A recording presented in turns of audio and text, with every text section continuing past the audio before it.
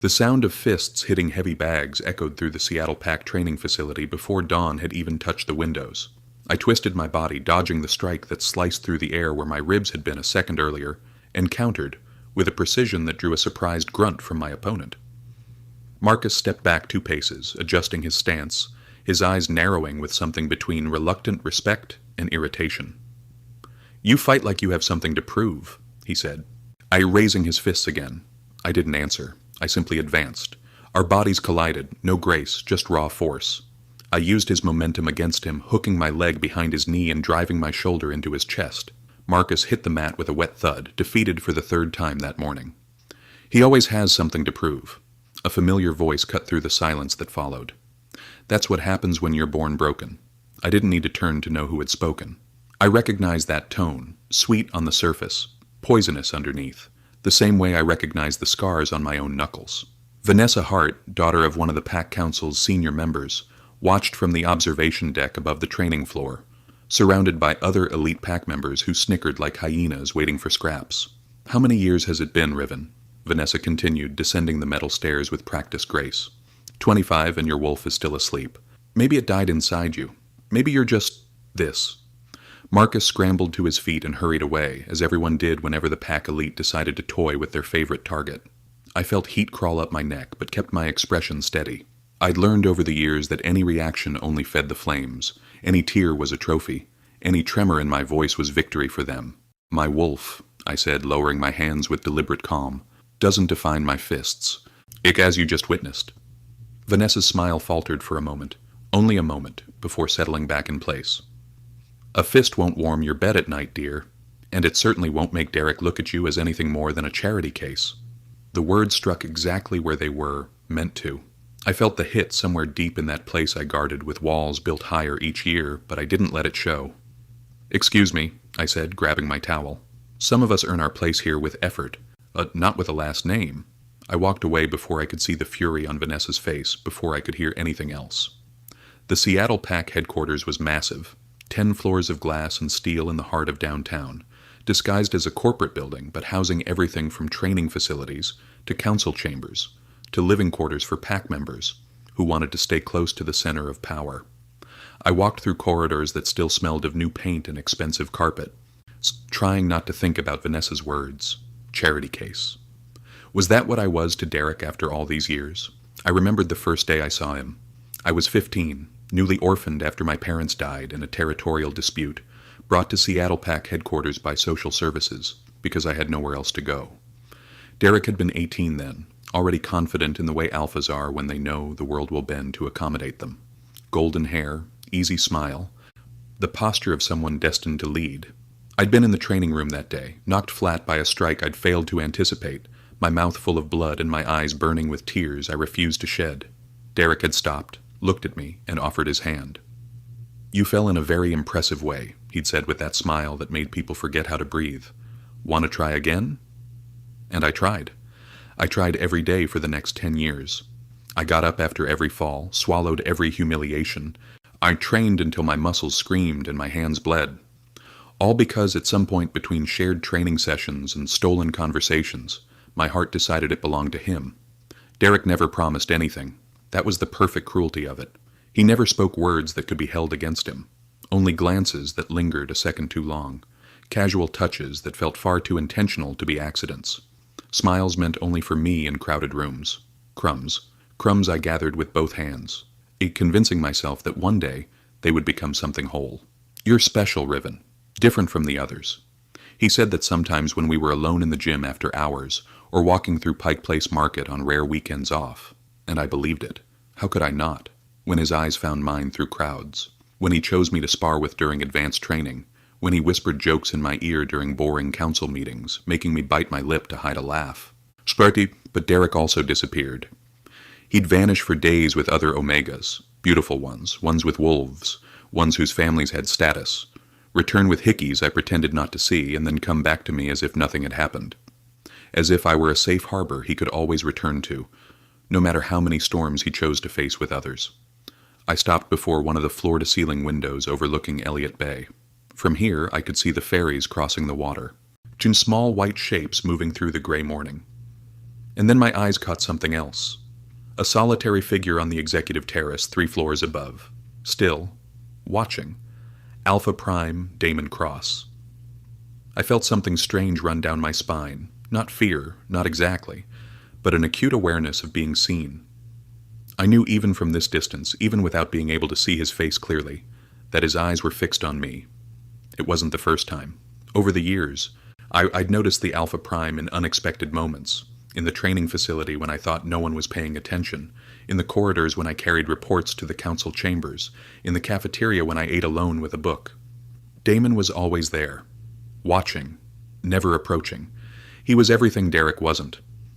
Where Derek was warmth and easy charm and golden boy charisma, Damon was shadow and silence and a gravity that made people straighten their posture instinctively. 10 years older than Derek, Damon had risen to Alpha Prime at 28 after orchestrating a series of territorial agreements that had prevented a continental war. He carried the weight of North American pack politics with a seriousness that bordered on absolute, and he never smiled, never laughed, never showed anything beyond cold competence. I looked away from the terrace, my heart beating a little faster than it should. Why is he always watching? I pushed the thought aside, because I had no time for riddles. Not when my own life was already complicated enough. The grand hall was decorated with spring flowers and white silk when I entered that night, feeling out of place in my best suit, charcoal gray, fitted but simple, among the designer clothes and obvious wealth of the pack elite. The ceremony honored the spring equinox, a celebration that doubled as the season's claiming ritual. Mates would be announced, bonds would be formalized, and the pack hierarchy would shift as new alliances formed. I should have been in the back with the other low-ranking pack members, but Derek had insisted. "Stay where I can see you," he'd said earlier, with that smile that still made my stomach twist. It's going to be a special night. I had no idea what that meant, but hope, that stubborn creature that refused to die, had awakened in my chest. I found a discreet corner near one of the marble columns from where I could observe the hall without drawing much attention. The pack elite mingled in the center, a whirl of expensive suits and designer dresses.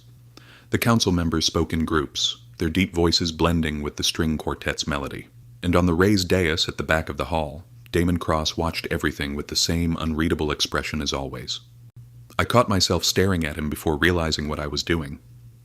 The Alpha Prime wore all black tonight. He always wore black, as if he refused any color that might soften his presence. His dark hair was cut short, military precise, revealing the strong line of his jaw and eyes that seemed to absorb light rather than reflect it.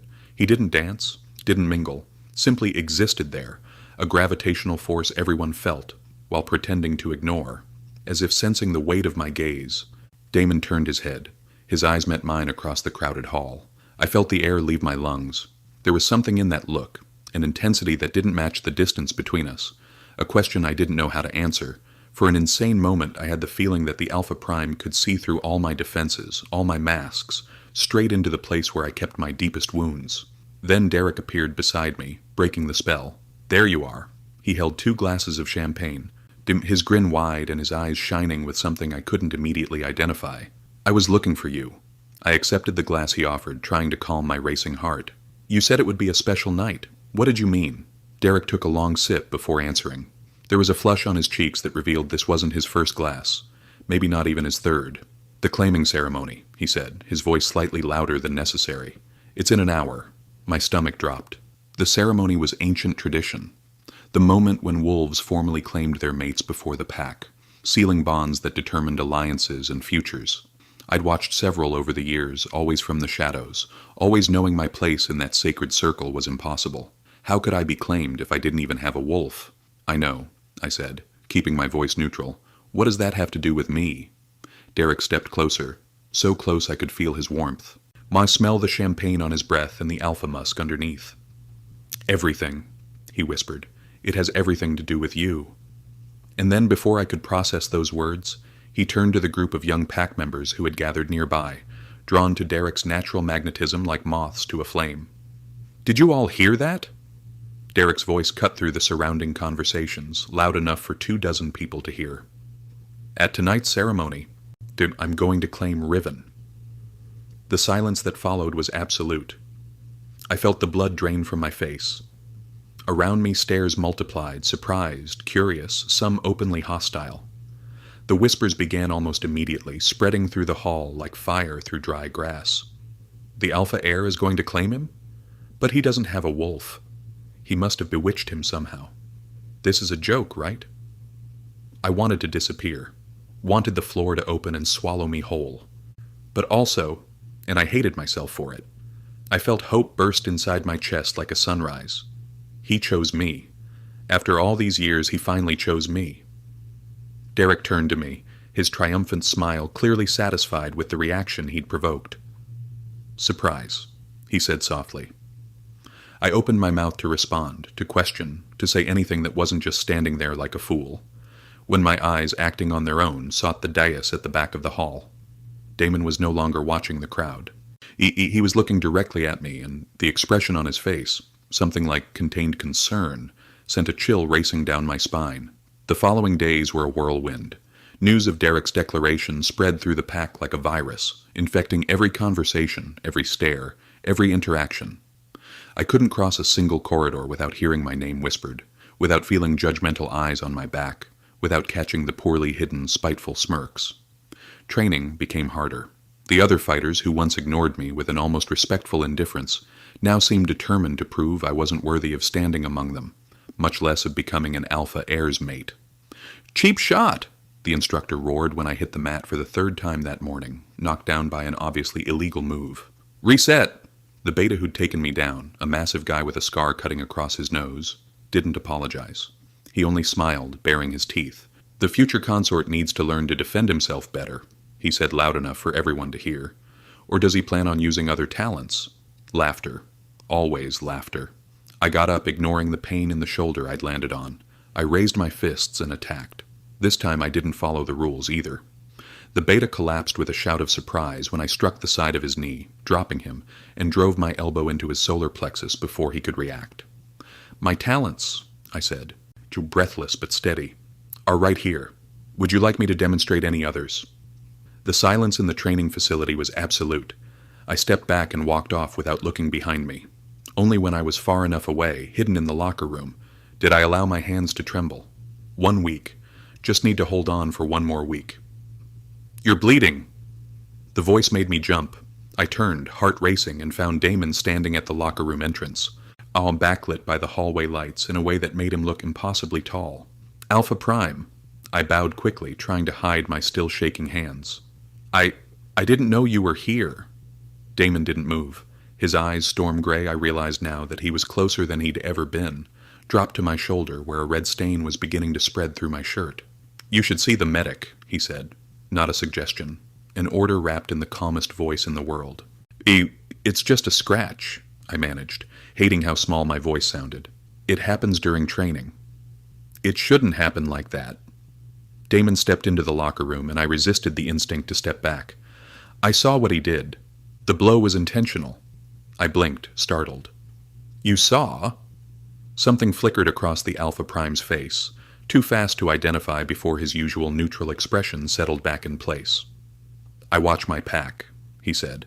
"Oh, all of them. But you don't watch all of them the way you watch me," I thought, and immediately hated myself for it. What did I know about what the Alpha Prime did or didn't do? "Thank you for your concern, Alpha Prime," I said, forcing my voice to steady. "I'll see the medic." I moved to walk past him, but Damon didn't step aside. For one agonizing moment we stood there, me trying not to breathe, him looking at me with an intensity that made my blood run faster. "Riven," he said my name as if testing its weight on his tongue. "Are you sure you know what you're doing?" The question caught me off guard. "What do you mean?" Damon hesitated. Hesitation looked strange on him. An Alpha Prime who made continental decisions without flinching, who commanded thousands with a single word, who made council members tremble with one glance. "Derek Hale," he began, then stopped. His jaw tightened visibly. "He's impulsive. He acts on excitement and often retreats when reality sets in." I felt something cold spread through my stomach. "What are you trying to say?" "I'm saying you deserve someone who is certain." Damon's eyes met mine, and there was something there. Something I couldn't name. Something that made my heart beat in the wrong rhythm. Someone who doesn't need champagne to find courage. The silence between them stretched, heavy with meanings I could not or would not decipher. "Derek chose me," I finally said, the words sounding more defensive than I intended. For the first time in my entire life, someone chose me. I won't question that. Something shut down in Damon's expression. As you wish. He stepped aside, clearing the way. Tend to that wound. I walked past him, so close I could feel the heat radiating from his body, catch his scent, pine and leather and something else, something that made my head spin in ways it shouldn't. I didn't look back as I walked toward the medical wing. If I had, I would have seen Damon still standing at the locker room entrance, his fists clenched, his eyes following my every step as if he were battling something far greater than himself. Lady Serafina Voss arrived at headquarters 3 days before the ceremony. I saw her first from the training facility windows, where I was helping one of the junior instructors set up equipment. The car that pulled up to the main entrance was absurdly elaborate, a black Mercedes with tinted windows and custom detailing that screamed money. The woman who stepped out was even more elaborate. Serafina had the kind of beauty that looked engineered in a laboratory.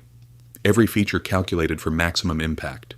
Her platinum blonde hair flowed in perfect waves over shoulders left bare by a crimson dress completely inappropriate for daytime. Whereas her ice blue eyes swept across the lobby with the efficiency of a general surveying a battlefield.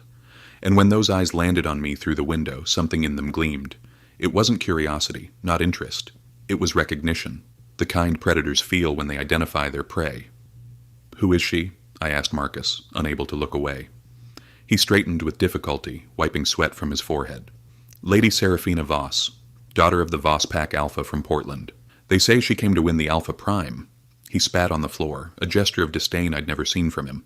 May the gods protect us from Omegas like her. I watched as Serafina was greeted by council assistants as her designer luggage was unloaded, as she walked into the building with the posture of someone who already considered herself its mistress. At the spring equinox ceremony, it's tradition for eligible wolves from all packs to come and compete for high-ranking claims. Something in my chest tightened, a warning, maybe a premonition, but I pushed the feeling aside. In 3 days I'll be claimed by Derek. In 3 days everything will change. What could a newly arrived Omega do in so little time? The answer came faster than I expected. At dinner that night, Serafina was seated beside Derek. I, while relegated to a secondary table because of pack protocols, because there were protocols for someone who wasn't officially anything, watched as the platinum blonde laughed at every joke Derek made, touched his arm with practiced familiarity, leaned in to whisper things that made Derek smile in the same way he used to smile at me. It wasn't jealousy, I told myself. I had no right to feel jealous of something that wasn't yet mine, but it hurt. Gods, it hurt. She's good, a voice said beside me, and I almost dropped my water glass. I turned and found a young woman I didn't recognize, brown hair in a messy bun, eyes far too sharp for such a young face.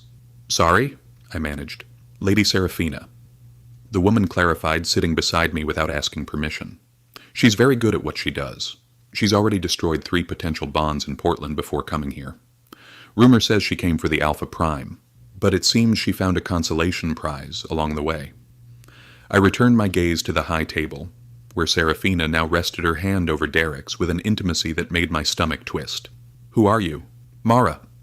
10th degree cousin of someone important enough for me to be here, but not important enough for anyone to remember my name. She shrugged. I observe things. That's what invisible people do. And what have you observed? Mara tilted her head, studying me with disarming frankness. That you're about to lose a war you don't even know you're fighting. That Lady Serafina identified you as an obstacle the second she stepped out of that car. And that Derek Hale, she paused, something like pity flickering in her eyes, has never been very good at resisting things that are shiny and new. I swallowed hard. Derek promised me. Derek promises many things. Mara stood, smoothing her skirt. The question is what he keeps. She walked away before I could respond. Trish disappearing among the crowd, as if she'd never been there. I looked back at the high table. Derek was laughing at something Serafina had said, his head thrown back, completely absorbed by her presence. And on the raised dais, Damon watched. Not Serafina, not Derek. Me. I felt the weight of that gaze like something physical, like hands pressing on my shoulders, like a question I didn't know how to answer. What do you want from me? The Alpha Prime looked away first, turning his attention to a council member approaching him. But I could still feel the warmth where that gaze had touched, like an invisible mark burning on my skin. The next 3 days were an exercise in torture. Serafina seemed to be everywhere at once. In the gym when I went to train, in the corridors when I returned to my quarters, at meals taking the place that should have been mine at Derek's side, She wasn't openly hostile. She was worse than that. She was sweet, polite. She spoke to me with such exaggerated kindness it bordered on insult, always finding subtle ways to highlight everything that set us apart. What a lovely suit, Riven. So practical. Perfect for someone who spends so much time in the training facility. Riven, dear, you have to teach me how you manage to train with the alphas without completely ruining your hands. Mine would be destroyed. Oh, you're helping with equipment setup again. How dedicated. It's so nice to see someone who knows his place. Every word was a fine cut, almost invisible, but it bled just the same. And Derek was disappearing. Not physically. He was still there, still appeared at dinners, still smiled at me when our eyes met. But there was a new distance, a hesitation where there used to be certainty. He no longer sought me out between events, didn't wait for me after training, didn't whisper jokes in my ear or make me feel like I was the only person in the room. On the eve of the ceremony, I found him alone in the rooftop garden. Derek. He turned, and for a moment, only a moment, I saw something like guilt flash in his eyes. Riven. He smiled, but the smile didn't reach his eyes. What are you doing up here so late? Looking for you. I stepped closer, trying to ignore the alarm screaming in my chest. I wanted to talk about tomorrow. Derek glanced away, Art running a hand through his golden hair. Tomorrow? The ceremony? I clarified unnecessarily. Do you still want to claim me? The silence that followed was the most honest answer Derek had given in weeks. Riven, he sighed, still not looking at me. Things have gotten complicated. Complicated how? The council is pressuring. The Alpha Prime is questioning. My family... You promised. My voice came out steadier than I felt. In front of everyone. You promised me. I know. Derek took a step toward me, his hands raised in a calming gesture. And I will keep my word. I just need time to sort some things out. Time? Trust me, Riven. He took my hands in his, and for a second I allowed myself to believe. I would never let you down. You know that. But I was no longer sure I did. I nodded. Let him kiss my forehead. Let him leave me there in the garden with a heavy heart and a mind in turmoil. The night of the ceremony arrived with a moon so bright it almost looked like day. The grand hall had been transformed. Candles burned in iron stands along the walls, casting dancing shadows across marble floors. The sacred circle was drawn at the center, ancient runes glowing with a light I couldn't explain. The audience, pack elite, council members, visiting dignitaries, formed a ring around it, all in their finest clothes, all waiting. I felt like an offering about to be sacrificed. My suit was simple, navy blue, well-fitted, the best I owned. I'd tied my dark hair back, kept my hands at my sides to hide the trembling I couldn't control. You look pale. Mara appeared at my side, materializing as she always did. Breathe. I am breathing. No, you're hyperventilating. She gripped my arm with surprising firmness. Look at me. Whatever happens tonight, you survive. Understood? You've survived worse. I wanted to ask how she knew what I'd survived. But the sound of a gong cut through any conversation. The ritual was beginning. Young wolves were called to the center one by one to make their claims. I watched as couples formed, some expected, others surprising, each union sealed with clasped hands and formal declarations. The applause was polite, the smiles calculated. The entire ceremony a political choreography disguised as tradition, and then Derek's name was called. The alpha heir walked to the center of the circle with his usual confident stride, but I could see, because I'd known him for too long, the tension in his shoulders, the way his gaze avoided mine. The elder in charge of the ceremony raised his hands. Derek Hale, alpha heir of the Hale Pack. Have you come to make your claim? I stepped forward. It was what was expected, what everyone expected. I felt eyes turn toward me, some curious, others openly disdainful, and I heard the whispers begin again. Is he really going through with this? The wolfless one? But I kept walking because I'd come too far to turn back now. Derek saw me approaching and lowered his head. This year, his voice came out thin, almost inaudible. This year I claim no one. The silence that followed was deafening. I stopped. My feet simply stopped, as if my body had received the message before my mind could process it. Perhaps at the next ceremony, Derek added. You still not looking at me. Perhaps at the next one. The words echoed through the hall, stripped of sound, bouncing off the walls, off the stunned faces, into my soul, which felt like it was coming apart piece by piece in front of everyone. I hadn't been rejected. I hadn't been traded. I'd simply been abandoned. Left there, exposed, at the center of a hall full of people who had always known I wasn't worthy. You were right. I wanted to scream to every voice that had humiliated me over the years. You were always right. The whispers started, then the snickers, then the heavy silence of those who watch a tragedy unfold in real time. I tried to step back, tried to find the strength to turn around and walk out of that hall with what little dignity I had left, but my body wouldn't obey. I was frozen, rooted to the floor, more exposed than I'd ever been in my entire life. Kirine, and it was in that moment, exactly that moment when the entire world seemed to be collapsing, that something changed. A movement at the edge of my vision. A figure rising from the dais. Damon Cross. The Alpha Prime descended the steps with slow, deliberate strides, each one echoing in the absolute silence that had overtaken the hall. His face was carved stone, but his eyes burned with something I couldn't name. He walked through the sacred circle as if the runes didn't exist. As if the rules didn't apply to him. And perhaps they didn't, because he was the Alpha Prime, and Alpha Primes made their own rules. He stopped beside me, so close I could feel his warmth, the scent of pine and storm and something deeper, something that made every hair on my body stand on end. Damon looked at Derek. The Alpha heir visibly paled, stepping back on instinct in the face of the Alpha Prime's quiet fury. Then Damon turned to the entire hall, to the gaping pack elite, to the outraged council members, to Seraphina frozen in place, and spoke. His voice was calm, controlled, absolutely devastating. Derek Hale could not claim him. A pause that felt like it lasted an eternity, because the one who will do it is me. The world exploded into chaos. I felt the floor vanish beneath my feet for the second time that night. But this time it was different. This time there was something holding me. Someone. Damon didn't touch me, didn't grab me, didn't force me, didn't treat me like an object to be taken. He simply extended his hand, palm up, fingers open, and waited, offering, respecting, letting me choose. I stared at that hand as if it belonged to some otherworldly creature. I looked at the Alpha Prime's face, searching for some explanation, some motive, something that might make sense. I found nothing but certainty. I didn't know why I did what I did. Maybe it was desperation, maybe instinct, maybe something deeper, something that had been waiting for this moment for years without me knowing. My hand found his, and when my skin touched Damon's, something inside me, something that had been silent my entire life, stirred. A warm spark shot through my chest, climbed my throat, made my heart skip a beat.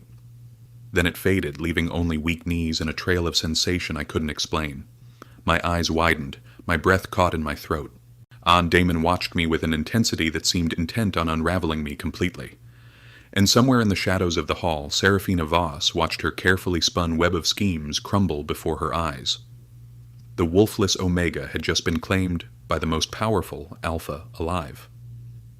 The silence that followed Damon's declaration lasted only 3 heartbeats. After that, chaos. Voices erupted from every corner, whispers turning into exclamations, into outright protests. Council members rose from their seats, expensive suits creasing as they gestured in outrage. The pack elite exchanged glances heavy with political calculations, already redrawing alliances in their minds. And at the center of it all, I remained motionless, my hand still held by Damon's, unable to process what had just happened. "This is an affront to tradition." Elder Morrison's voice cut through the commotion, his weathered face twisted in fury. "The Alpha Prime cannot simply... The Alpha Prime can." Damon's reply was calm, but carried the weight of absolute authority. And the Alpha Prime just did. He hadn't released my hand. I noticed that with strange clarity, as if my mind were clinging to small details so it wouldn't have to face the enormity of what was happening. His hand was warm, steady, surprisingly calloused, the hands of a fighter, not just a politician. "Alpha Prime," Council Member Reeves approached, his voice controlled but his eyes shining with something that looked like genuine alarm. "Perhaps we should discuss this privately. There are implications that must be considered." "The implications will be addressed tomorrow." Damon finally released my hand, but only so he could position himself beside me in a way that made it clear anyone wishing to reach me would have to go through him first. "Tonight the ritual continues. The other claims will be made. This ceremony is not finished." He turned to me, and for a second his expression softened. So briefly I almost thought I'd imagined it. "Come," he said quietly enough that only I could hear. "You don't need to remain here." I wanted to protest, wanted to ask what was happening, why he'd done that. But the words refused to come, trapped somewhere between my throat and the knot of emotions twisting inside my chest. So I simply nodded and let the Alpha Prime guide me out of the hall, to past shocked faces and hostile stares.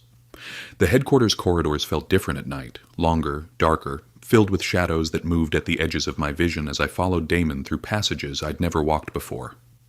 He moved in silence, his posture rigid, never looking back to check if I followed.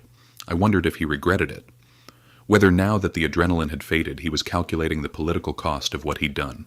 Whether I was just a piece in some game I couldn't see. Why did you do this?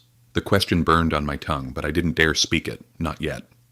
We took an elevator to the executive floor, a level I'd never been to, walked through an antechamber lined with modern art and floor-to-ceiling windows overlooking the Seattle skyline. Then Damon stopped before a set of double doors made of dark wood with brushed steel handles. "These are the quarters reserved for the Alpha Prime's mate," he said, his voice neutral. "You'll stay here." I swallowed hard, forcing the words out. "I don't understand what's happening." Damon didn't answer immediately. Instead, he pushed the doors open, revealing a space that stole my breath. The apartment was vast, a living area with leather furniture and a modern fireplace, a study lined with bookshelves, and through a half-open door, I could glimpse a huge bed covered in charcoal gray linens. Tall windows overlooked Elliott Bay, and city lights streamed through them in beams that made everything look unreal, like a dream I might wake from at any moment. "Come in," Damon said. It wasn't an order. There was something almost hesitant in his voice that didn't match the image of the unshakable Alpha Prime. "You're safe here."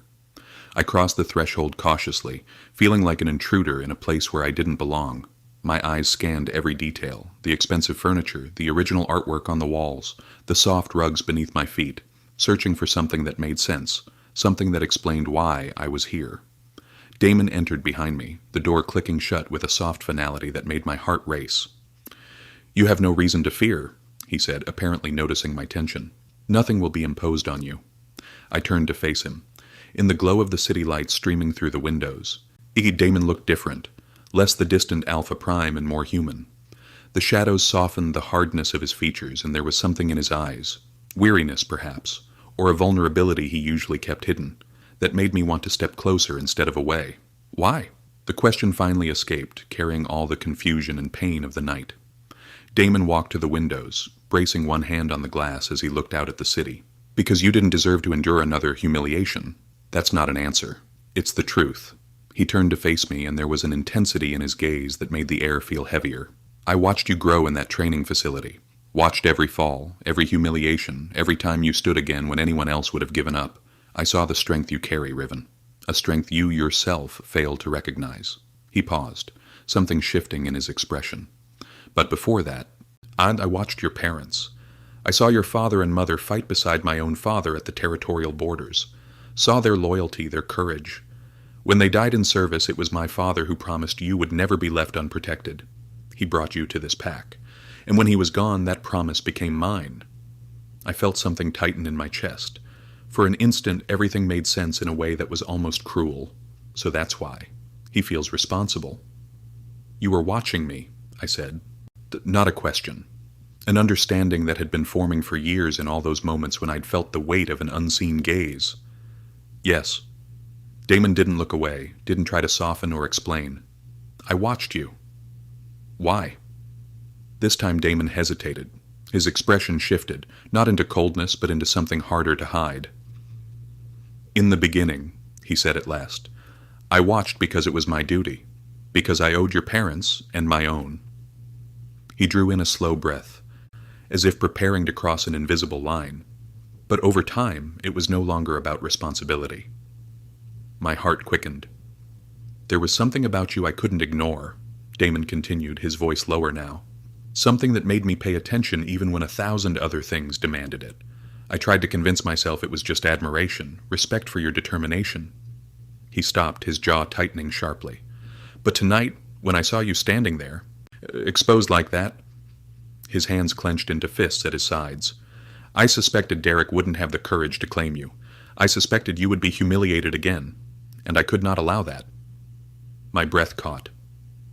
"My instinct would not allow me to leave you alone in that shame," he finished, every word slow and heavy. "And for the first time in a very long while, I didn't want to fight it. I didn't know what to say. A mix of relief, shock, awe, and something I didn't yet dare to name washed through my entire body. "And now?" I asked, my voice barely above a whisper. "What happens now?" Damon studied me for a long moment. "Now you rest. Tomorrow there will be time for explanations, for facing the council, for dealing with the consequences of what I've done." He walked toward a door leading to another section of the apartment. His own rooms, I realized with a jolt. "You'll sleep here." He paused at the threshold. "I expect nothing from you, Riven. If there is ever a future between us, it will be by your choice, not by duty or tradition." He disappeared down the quiet corridor, leaving the room far too big, far too empty, and me, small before all that was changing too fast. I stood in the middle of the apartment, my heart pounding as if trying to escape. I went to the window, seeking air, light, answers. The city spread below me in a carpet of lights, Seattle at night, alive and indifferent to the chaos in my chest. Hours earlier, maybe minutes, maybe a lifetime, I'd been tense, anxious, waiting for Derek to finally claim me. The Alpha I thought I loved, the future I thought I wanted. But now I stood here with trembling hands, and I couldn't stop replaying the moment Damon extended his hand to me, his touch, his gaze, his courage, his certainty. Since that touch during the ritual, something inside me had shifted. It wasn't just a spark. It was as if a muscle I'd never known existed had awakened, as if some ancient echo had answered his call before I'd even thought, "What is happening to me?" The question rose not as panic, but as dizziness. My world was turning upside down. Hours ago I'd feared losing Derek. Now I feared remembering the Alpha Prime too well. I rested my forehead against the window, struggling to steady my breath. The future was fog before me, uncertain, unpredictable, being completely off the path I'd imagined for years. And strangely, it wasn't fear I felt. It was something far more dangerous. Hope. The sun had barely risen when knocking at the door yanked me out of restless sleep. I shot upright, disoriented for a moment, to find myself in silk sheets instead of my thin mattress at the shared quarters. "Sir?" A male voice came from the other side. "The Alpha Prime requests your presence at breakfast." I looked down at the wrinkled suit I still wore and almost laughed at the absurdity of it all. "One moment," I managed to say. When I opened the door, I found a young man with nervous eyes balancing a tray with coffee, pastries, and what looked like fresh clothes. "I'm Oliver," he said, stepping inside without waiting for an invitation. "I've been assigned to assist you." He set the tray on a table and held up the clothes. Dark jeans. Up were the charcoal sweater, simple but clearly expensive. "The Alpha Prime thought you might like to change before going down." I took the clothes, feeling the softness of the fabric between my fingers. The Alpha Prime thought. It was strange. Derek had never thought about such things. He'd never cared whether I had anything to wear, whether I was comfortable, whether I needed anything. "The council is already assembled," Oliver went on, helping me out of my jacket. "But they say the discussion started before dawn. The elders are furious." "Can you tell me what they're saying?" I asked. Oliver hesitated, clearly torn between discretion and some budding sympathy. "Please. They say the Alpha Prime has gone mad," he said at last, lowering his voice. "That choosing someone without a wolf is an insult to pack hierarchy. Some council members are demanding the claim be annulled." My stomach dropped. "And Derek?" Something flickered across Oliver's face. Pity? Perhaps. "The Alpha heir withdrew to his family's residence after the ritual. They say he hasn't left since." The executive dining room was smaller than I expected, but no less intimidating. Floor-to-ceiling windows on one side, a long table of polished wood on the other. When I entered with Oliver at my side, I immediately felt the weight of every gaze turned toward me. The table was occupied by faces I recognized from the night before. Council members, senior pack officials, a few high-ranking visitors. And at the head of the table, Damon. The Alpha Prime rose when I walked in. The gesture was small, almost subtle, but I saw surprise flash across the faces around the table. Alpha Primes didn't stand for anyone. "Riven," he indicated the chair at his right, the place of honor traditionally reserved for mates. "Sit." I walked to the chair on legs that didn't seem to belong to me, acutely aware of every gaze tracking me, every whisper dying as I passed. Yet when I sat, I could see faces more clearly. Councilmember Reeves with his calculating expression. Elder Morrison, still red with indignation, and Serafina Voss. The platinum blonde sat on the opposite side, flawless in an ivory dress that made her look like she belonged in a magazine. Her eyes met mine, and the smile that curved her lips was as sweet as poison. "Riven, dear." Serafina's voice sliced through the tense silence. What a lovely sweater. Charcoal looks so good on you. It suits your origins. I opened my mouth to respond, but Damon was faster. Lady Voss. The Alpha Prime's voice was ice. As I understand it, you came to this pack as a guest. Guests uphold certain courtesies, especially toward those who hold places of honor at this table. Seraphina's smile faltered. Alpha Prime, I was only nothing. Damon didn't raise his voice, but something in his tone made even the oldest council members straighten. Riven is mine. I chose him. Any disrespect toward him is a direct insult to the Alpha Prime. I trust that is clear. The silence that followed was so thick I could have cut it with a knife. Seraphina lowered her eyes to her plate. Her cheeks flushed red. I felt a flicker of satisfaction that I immediately tried to suppress. This wasn't the time for small revenges. Alpha Prime. Council Member Reeves cleared his throat, seizing the pause. We must address the implications of last night. The Council has concerns. Concerns. Damon repeated the word as if dissecting it. And what would those be? Riven has never manifested his wolf. Reeves spoke with the care of someone walking on broken glass. Tradition is clear. Packmates, especially those bonded to leadership, must be able to bear strong heirs. Without a wolf. Tradition is also clear about claims made within the sacred circle. Damon cut in. Once declared, they are irrevocable. Or is the Council suggesting I break ancestral oaths? Reeves paled. No, Alpha Prime. We merely... Then the matter is settled. Damon took a sip from his coffee with a calm that contrasted sharply with the tension in the room. Riven will have every protection and privilege this position grants. Anyone who questions that is questioning my authority. I watched the exchange, barely able to believe what I was witnessing. Damon, the distant Alpha Prime. The quiet leader I'd spent years admiring from afar was defending me before the entire council. Publicly, without hesitation. It was more than Derek had ever done. The comparison rose in my mind before I could stop it, dragging with it a wave of conflicting emotions. Where Derek made promises in whispers and backed down under pressure, Damon spoke openly and faced any opposition head-on. You deserve someone who is certain. His words in the locker room days ago echoed in my mind with new meaning. Excuse me. A familiar voice cut through my thoughts. Everyone turned to the entrance where Derek stood. I felt the air leave my lungs. The Alpha heir looked wrecked. His golden hair was disheveled, dark circles hollowing his handsome face. There was a pallor to his skin that spoke of a sleepless night. But it was his gaze when it found mine that struck me like a physical blow. There was pain there, regret, and something else, something that looked dangerously like desperation. Derek. Damon's voice was controlled, but I could feel the tension radiating from him. We didn't expect to see you this morning. I need to speak with you. Derek didn't look away from me as he spoke. In private. Whatever you have to say can be said here. It cannot.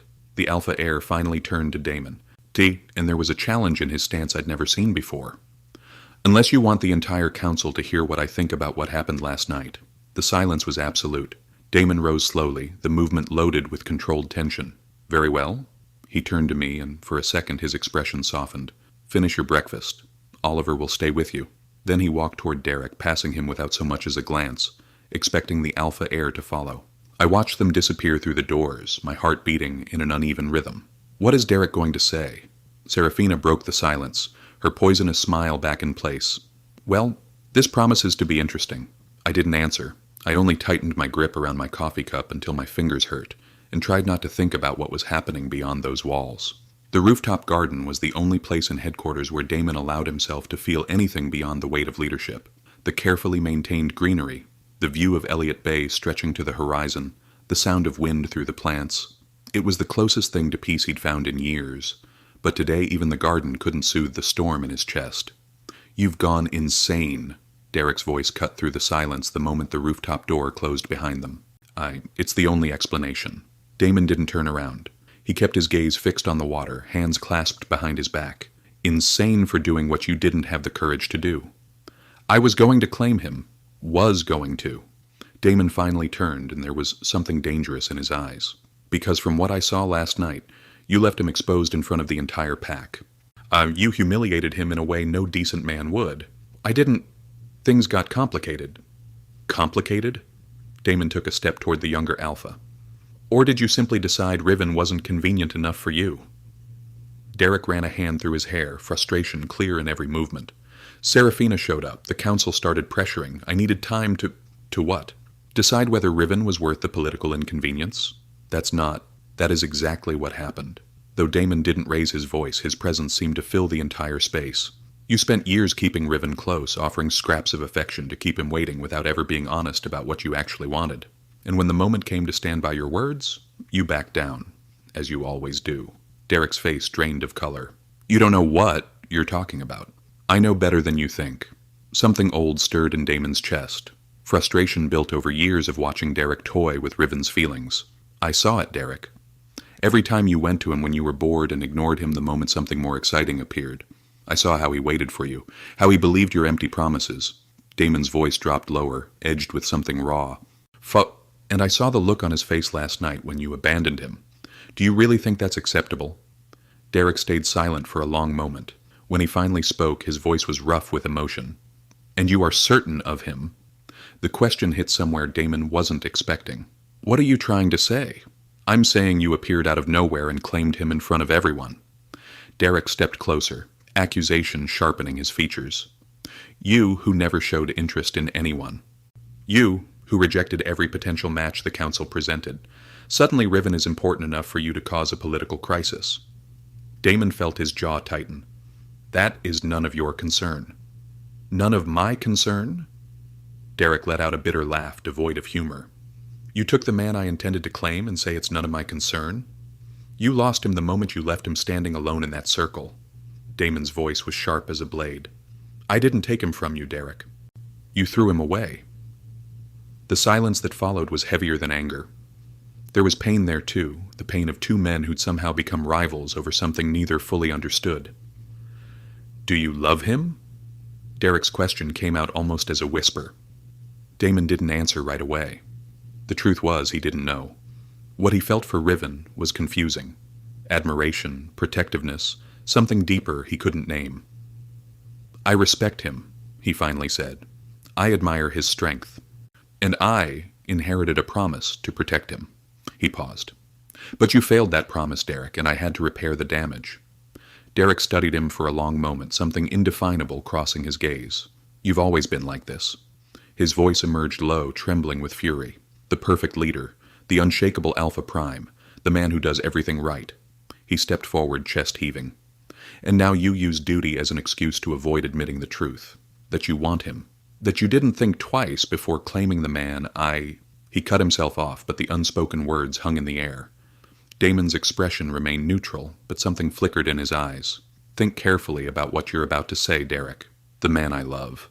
Derek finished, and there was raw pain in his voice. I love him, and you took him from me. The admission hung between them like a live wire. No, Damon said quietly, but with absolute conviction. You had years to love him. It's Derek. Years to choose him, to claim him, to make him yours in a way that mattered. He took a step closer. But you didn't. You kept him waiting. You played with his heart like it was a toy you could pick up and put down whenever you wanted. You made him believe he mattered, then proved he didn't the second something shinier came along. Damon's voice dropped to barely above a whisper, but every word carried weight. So don't stand here and tell me I took him from you. You lost him all on your own. Derek's hands clenched into fists, trembling with barely contained rage. For a moment, Damon thought the younger Alpha might actually swing. Instead, Derek turned on his heel and walked away, leaving the Alpha Prime alone in the rooftop garden. Damon remained there for a long time, staring out at the water. Do you love him? Derek's question echoed in his mind, dragging up feelings he'd been trying to suppress for longer than he cared to admit. He thought of Riven, of the way he lifted his chin whenever he refused to show weakness, of the fire in his eyes when he knocked down an opponent twice his size, of the vulnerability he tried so hard to hide.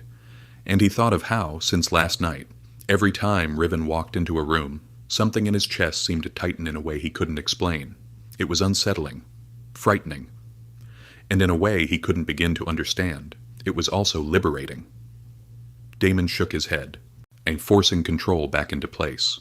There was a pack to govern, a council to manage, and a confused young man who depended on him for protection. This wasn't the time for existential doubts. With one last glance at the water, he walked back toward headquarters. I spent the rest of the morning in the apartment, trying to process everything that had happened in the past 12 hours. Oliver brought lunch, gourmet food I barely tasted, and news that the council was still in emergency session. They're voting on something. he said, arranging dishes on the table. But no one knows what. My stomach churned. Voting on annulling the claim. They can't, Oliver said with surprising confidence. Sacred Circle claims are binding. Even the council can't break them without... He cut himself off, face paling. Without what? Without both parties agreeing to dissolve it, he finished reluctantly. Both parties. Meaning, if Damon changed his mind, if he decided I was too much trouble, it's if the political pressure became too great. A knock at the door interrupted my spiraling thoughts. Oliver opened it, and Damon stepped inside. He'd changed from his morning suit into dark jeans and a charcoal shirt, sleeves rolled to his elbows. Without the formal armor of Alpha Prime attire, he looked younger, more approachable, more dangerous. "Leave us," he said to Oliver, not unkindly. The assistant bowed and disappeared, closing the door behind him. Damon and I stood in the sudden silence, the weight of unspoken things filling the space between us. "How was it?" The words slipped out before I could stop them. "The conversation with Derek?" Damon visibly tensed, a tightening of his shoulders, a clench in his jaw. "It was what it needed to be," he answered, his voice losing some of the warmth it had held that morning. "Is he all right?" The silence that followed was sharp enough to cut. Damon stepped away, moving toward the windows with his back to me. "You're worried about him." It wasn't a question, it was a statement, and there was something in the way he said it, something that sounded like disappointment, that made my stomach sink. "That's not," I rushed to say, taking a step toward him. You're not related, but you've known each other for years. I don't want to be the reason for conflict between you." Damon turned slowly. His eyes found mine. And I saw something there I hadn't expected. Hurt. "It's not because of you," he said quietly. "It's because of choices. His choices. My choices." He paused, studying my face as if searching for something. "But Riven, Derek made his decisions. I made mine. Whatever stands between us is not something you need to carry." I wanted to argue. Wanted to explain that it wasn't about Derek. Not really. It was about not wanting to tear relationships apart. About the guilt I carried for being here. In taking up space I never imagined would be mine. But the words wouldn't come. And Damon kept looking at me like that, as if he were waiting for something, as if every second of silence confirmed a suspicion he didn't want to have. The disappointment in his eyes was almost tangible. "I should go," he said, already turning toward the door. "You need to rest. The council wants to meet with you tomorrow." I felt panic claw its way up my throat. He was pulling away, reading everything wrong. Thinking I still cared for Derek in a way I no longer did. Not after everything, not after last night, not after feeling Damon's hand in mine and realizing it was different from anything I'd ever known. I moved on instinct, or maybe it wasn't instinct at all.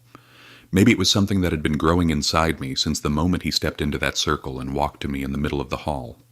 Maybe it was the only way I knew to show what words couldn't carry. It was across the distance between us in 3 steps. My hands found his face, the strong line of his jaw, the warmth of his skin beneath my fingers. And before I could think, before I could regret it, I kissed him. For a second, Damon didn't move. 1 second that felt like an eternity, during which I was certain I'd made the biggest mistake of my life. And then his hands found my waist. The touch was firm, sure, almost possessive. He pulled me closer. I erasing any space that still existed between us, and answered the kiss with an intensity that stole the breath from my lungs. It wasn't a gentle kiss. It wasn't careful or hesitant. It felt as though Damon had spent years holding something back that had finally found a way out. A hunger he hadn't known he carried until this moment. I felt my back hit the wall, felt his body pressed against mine, felt his warmth surround me completely. Damon's hands tightened on my waist, then slid up my back, then down again, as if he couldn't decide where to touch first. The kiss deepened. I parted my lips, and when his tongue met mine, a sound escaped my throat, somewhere between a gasp and a moan that made heat flood my face even in the midst of that whirlwind. I hadn't known a kiss could be like this. Hadn't known my body could respond this way, as if every nerve ending were on fire, as if something inside me were awakening, stretching, wanting more. When we finally pulled apart, both were breathless. I kept my eyes closed for a moment, unable to face what I'd just done. I opened my eyes, finding his gaze only inches from mine. I don't know why I did that. It was a lie. I knew exactly why. I just didn't have the courage to say it aloud. Damon studied me for a long moment, his hand still on my waist, his body still keeping me pinned against the wall. There was something in his eyes, surprise and a satisfaction he was trying not to show, that made my heart skip a beat. "That," he said, his voice rough in a way I'd never heard before, "was unexpected." I felt my face burn even hotter. "Sorry, I shouldn't have—" "Don't apologize." Damon finally stepped back, putting distance between us, but his gaze never left mine.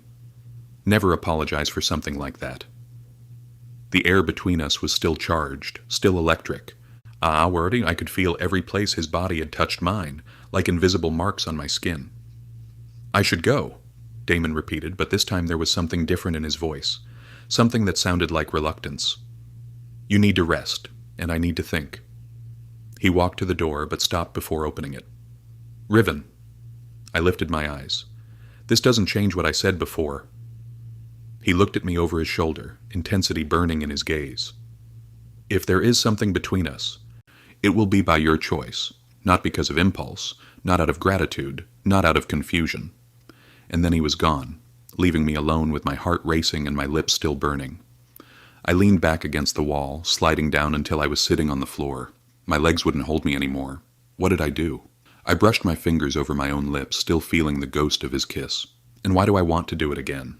The weeks that followed were an exercise in confusion and discovery. I was slowly adapting to my new life, to the luxury apartment, the meals with council members, the stares that followed me through every corridor.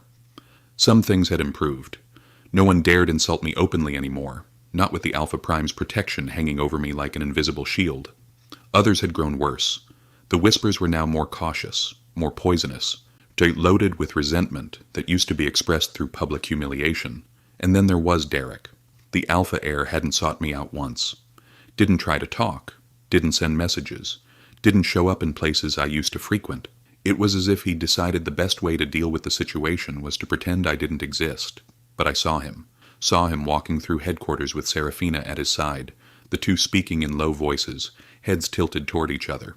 And saw them in the cafeteria, Serafina's hand resting lightly on his arm as she laughed at something he said. It was strange. Weeks ago that sight would have destroyed me, would have ripped pieces of my heart out and scattered them for others to step on. But now I felt only a distant emptiness, like looking at an old scar and remembering it once hurt. What kept me awake at night wasn't Derek. It was the kiss. It was the way Damon looked at me during meetings, quick, discreet, but loaded with something that made my blood rush. It was the way he always found an excuse to be near me, in the training facility when I worked out, in the corridors when I returned from errands, in the observation deck when I watched the sunset. It was how sometimes when no one was looking, he touched my hand for a second, just a second, as if he needed to confirm I was real. We hadn't kissed again. Damon kept a respectful distance, honoring the words he'd spoken that night. But I could feel the tension between us growing like a rope stretched to its limit. Every shared glance, every accidental touch, every quiet moment added more pressure to something that would inevitably snap. And there was something else, something I couldn't explain. In recent days, my body had begun to change, not physically, at least not in a visible way. But there were new sensations, strange and unsettling. My senses felt sharper. I could hear conversations at distances I shouldn't be able to. I could pick up scents I'd never noticed before. I could feel presences before seeing them. And then there were the dreams. Every night I dreamed of dark forests and full moons, dreamed of running on 4 legs, wind in my fur, earth beneath my claws, dreamed of a massive wolf with silver eyes running beside me, and I woke with my heart racing and a strange sense of loss I couldn't explain. On the 3rd week after the ceremony, I woke in the middle of the night, certain something was wrong.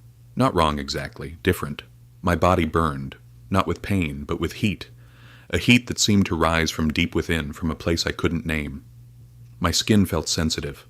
Every brush of the sheets amplified 1,000 times. And there was something else. A presence inside me.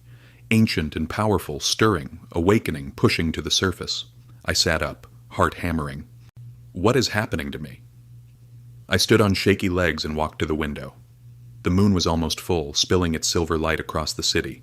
And when I looked at it, truly looked, I felt something inside me respond.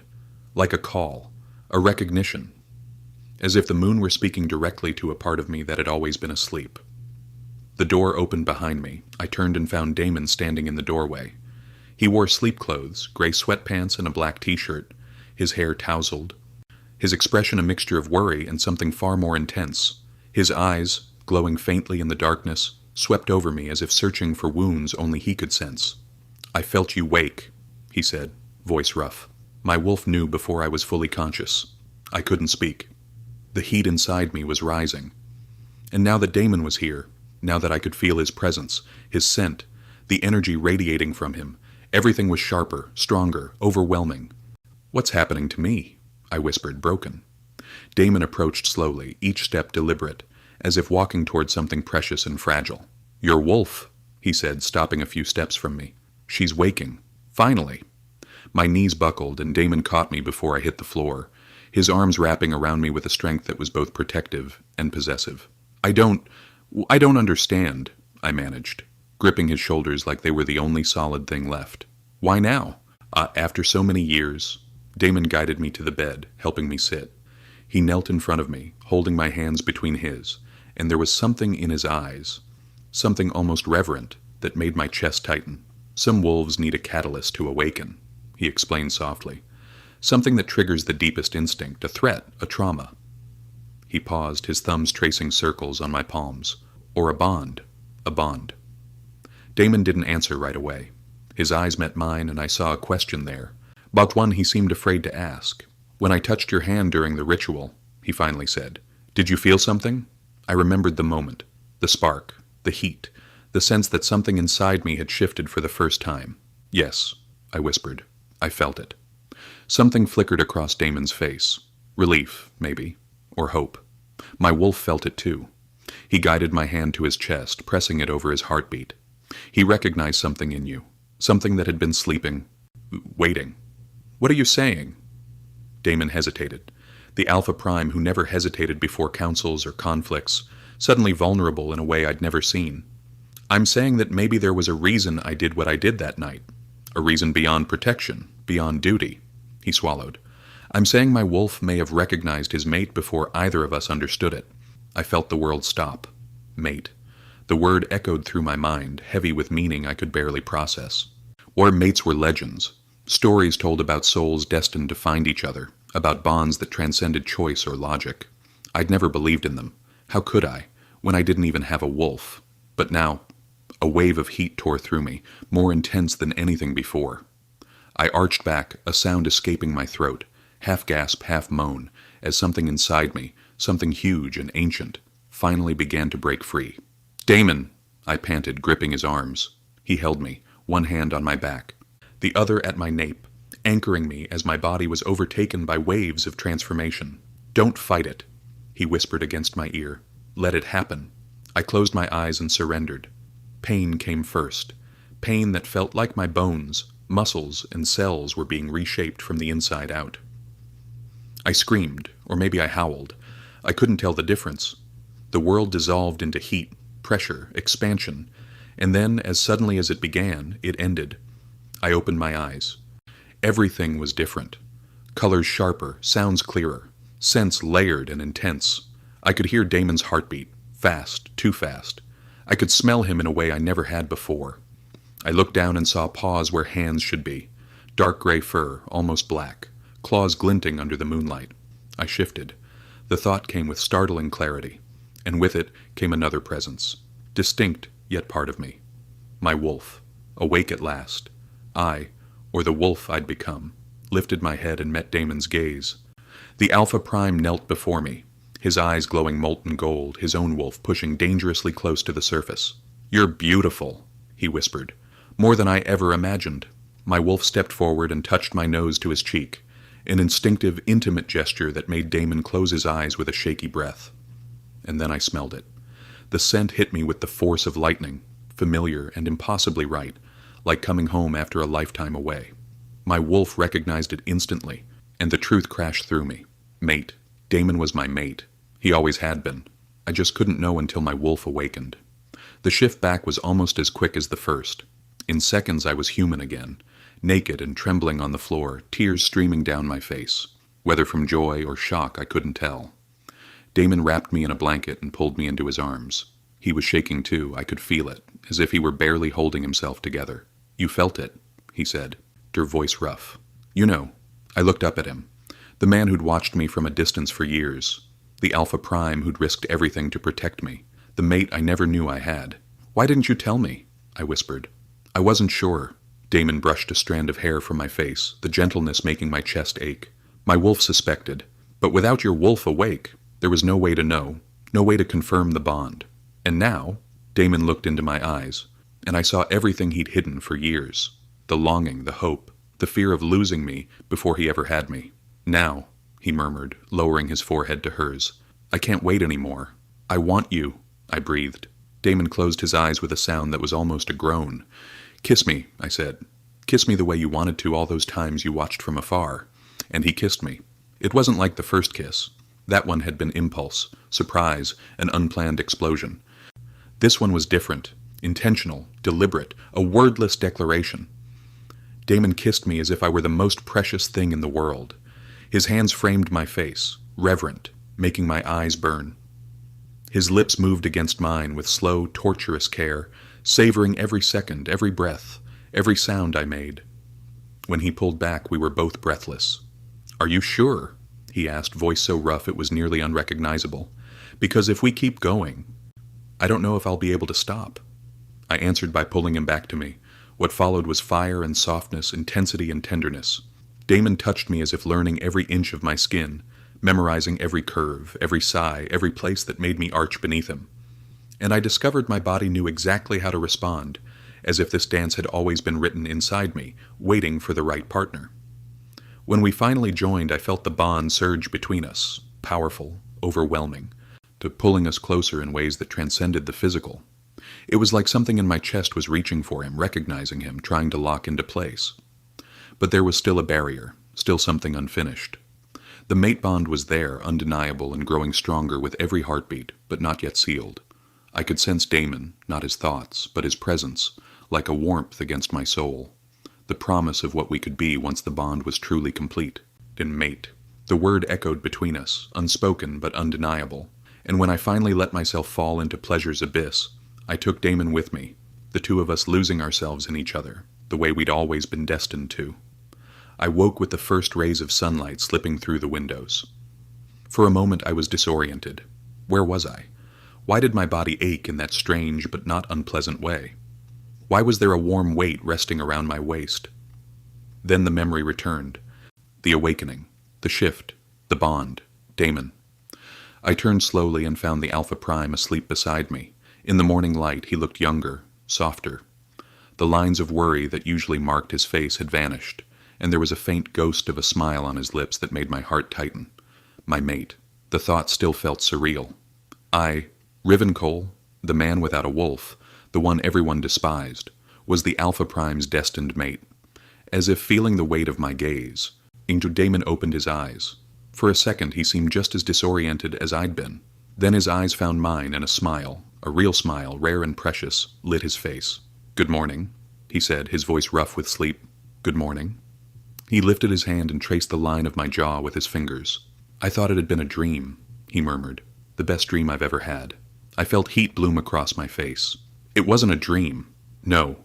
His eyes darkened with something I now recognized. Desire, yes, but also something deeper. It wasn't. He pulled me closer, pressing soft kisses to my forehead, my eyelids, the tip of my nose. Gentle kisses, almost reverent, that made me want to laugh and cry at the same time. The council is going to lose their minds, I said, reality beginning to seep into the perfect cocoon of that morning. The council can go to hell. I laughed, surprised. That's not very Alpha Prime of you. I don't care. Damon propped himself up on an elbow, looking at me with an intensity that stole the air from my lungs. I spent years doing what was expected. Years being the perfect Alpha Prime, the unshakable leader, the man with no weaknesses. He paused, searching for the right words. But you are my weakness, Riven. And for the first time in my life, I don't want to be strong. I felt tears burn behind my eyes. Damon, I love you. The words came out like a confession, like a surrender. I think I always have. Since the first time I saw you fall in that training facility and stand back up as if nothing had happened. Since the first time I heard you answer an insult with your chin held high. Since always. A tear slipped free, running along my temple until it disappeared into my hair. I do too, I whispered. I think I love you too. I just didn't know it yet. Damon smiled, that rare smile that transformed his entire face, and kissed me again. The news spread through headquarters before the sun even reached its highest point. His wolf had awakened. I heard the whispers as I walked through the corridors beside Damon, his hand firmly intertwined with mine. Staff members stopped what they were doing to stare. Guards straightened with a new kind of respect in their eyes. Bay and the pack elite, The very same ones who had laughed at me, who had bet on how long it would take for the Alpha Prime to realize his mistake, now looked away when I passed, as if they couldn't bear to face the living proof that they'd been wrong. "You're trembling," Damon murmured, tightening his hold on my hand. "I'm nervous." "You don't have to be." He stopped, turning to face me in the middle of the corridor, completely ignoring the curious stares around us. "You're not the same person who walked into that hall weeks ago. You know that, don't you?" I wanted to believe him, wanted to feel the certainty he seemed to have in me. But the man who had spent years being humiliated still lived somewhere inside me, and that man was terrified. The grand hall was packed when we entered. The council had been summoned in an emergency session, along with senior pack officials and anyone who held even a fragment of influence. I could feel the tension in the air, a mix of curiosity, hostility, and something that felt very much like fear. I walked beside Damon all the way to the dais, aware of every gaze tracking me. The suit Oliver had chosen that morning was charcoal gray, with silver accents, the Alpha Prime's colors. I knew the choice wasn't accidental. It was a statement. When we turned to face the crowd, the silence was absolute. "I've called you all here," Damon began, his voice echoing against the walls. To end any doubt regarding the choice I made at the spring equinox ceremony." Elder Morrison stepped forward, his face still holding remnants of indignation. "Alpha Prime, with all due respect, the situation remains, he has a wolf." The 4 words dropped over the hall like stones in still water. Morrison paled. "How?" Damon didn't answer. Instead, he looked at me and gave a subtle nod. I'd practiced my shift all morning, with Damon patiently guiding me through the process. It was still strange, still felt like putting on a body that didn't quite fit yet, but I could do it. I closed my eyes and called my wolf. The transformation was smoother this time. There was still pain, but it was familiar now, almost welcome. I felt my bones rearrange, my skin bloom into fur, my senses expand 1,000-fold. When I opened my eyes, golden instead of brown, I was seeing the hall from an entirely different perspective, and the hall was in shock. I knew my wolf form was striking. Damon had said as much, with a reverence in his voice that made me blush even while fully shifted. My size. I was larger than any Omega wolf they'd ever seen, nearly as big as the most imposing alphas, but it wasn't my size that made the entire hall hold its breath. The old sage, who had arrived days earlier asking to examine me, stepped forward with wide eyes. "Ancient blood," he whispered, but in the silence of the hall everyone heard it. "By the gods, he carries ancient blood." The murmur that followed rolled through the hall like a wave. Ancient blood. Ancestral lineage. I didn't fully understand what it meant, but I could see on the council members' faces that it was something monumental, something that changed everything. Elder Morrison looked as if he'd swallowed his own tongue, his mouth opening and closing without sound. This is impossible," he finally managed. "The ancient bloodline went extinct centuries ago." "Apparently not," Damon said, and there was an almost predatory satisfaction in his voice. "Riven's parents came from the Northern Territories, from old packs that preserved traditions forgotten by the rest of us. The lineage was sleeping inside him, waiting for the right moment to awaken." I shifted back, and Damon immediately wrapped me in his jacket, shielding me as I caught my breath. "Do you still believe I made a mistake?" the Alpha Prime asked, staring directly at Morrison. The elder didn't answer. There was nothing to say. One by one, the council members bowed their heads. The pack elite followed. The elders bowed as well, some reluctantly, others with what looked like genuine respect. The broken man, the wolfless Omega everyone had despised, was now one of the most powerful wolves in the pack. I saw him before he could hide. Derek stood at the back of the hall, being partially concealed behind one of the pillars. He hadn't bowed with the others. He simply stood there, frozen, watching, as the world he knew collapsed around him. His eyes met mine across the crowd. There was no anger there, no arrogance, none of the cocky pride I'd grown used to over the years. There was only emptiness, a deep, devastating emptiness that made something inside me tighten despite everything. Derek turned and left the hall without looking back. I watched him go, aware that this was the end of something, the end of the man who had loved an alpha who had never deserved him. Damon's hand found mine, warm, steady, absolutely present. "Are you all right?" he asked quietly. I looked at him, my mate, my Alpha Prime, the man who had seen something in me long before I could see it myself, and felt a certainty I'd never felt before. "I am," I said. "For the first time in a very long time, I truly am." 3 months later, Damon had a surprise. I found him in our apartment. I still couldn't quite believe it. with a backpack slung over one shoulder and that rare smile on his face. "We're going on a trip," he announced. "A trip? Where?" "The Northern Territories, where your parents were from." My breath caught. "Damon, I want you to see it," he said, crossing the room to take my hands. "I want you to know where you came from, to understand the power you carry." He paused, his thumbs brushing my knuckles. "And I want us to have this, just us, away from the council, the politics, the stairs, just you and me." I rose on my toes and kissed him, slow, grateful. "You sentimental Alpha Prime. Only for you," he murmured against my lips. We traveled north by car, leaving the city behind for forests that grew denser, wilder, more ancient with every mile. The Northern Territories were exactly as I'd imagined from my parents' stories. Vast stretches of wilderness. Small pack communities that still practiced the old ways. Places where wolves ran free under open skies. When we arrived at the settlement where my parents had been born, the pack there greeted us with cautious respect. They recognized what I was immediately. "Ancient blood," the pack elder murmured, studying me with eyes that had seen too many years. "We thought the line had died out." "It nearly did," Damon said, his hand firm on my lower back. "But it's awake now." The elder nodded slowly. "Then the prophecy may yet come true." I felt something cold spread through me. "What prophecy?" The elder looked at me with something like pity. "The ancient bloodline carries more than just power, young one. It carries purpose. When the time comes, you will understand." He wouldn't say more, no matter how much we pressed. That night, and Damon and I stood under a sky so full of stars it looked like someone had spilled diamonds across black velvet. "Do you regret it?" I asked. "Claiming me? All the complications I brought into your life?" Damon turned to me, his expression fierce. "Never." He pulled me close, his arms wrapping around me.